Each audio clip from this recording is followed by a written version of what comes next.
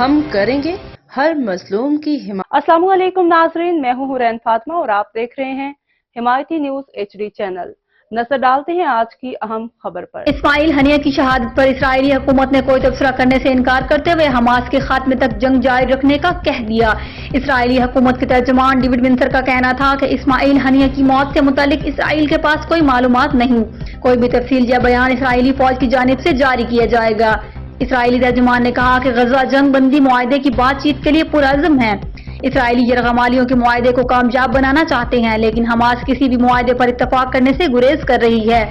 David Windsor کا کہنا تھا کہ مذاکرات کے دوران بھی جنگ جاری رکھنے کا اختیار رکھتے ہیں۔ اسرائیلی حکومت ترجمان نے بیروت میں حزب اللہ کے سینئر کمانڈر کی ہلاکت کا بھی دعویٰ کیا اور کہا کہ ایران اور حزب اللہ کے ساتھ ہر طرح کی محاذ آرائی کے لیے تیار ہیں۔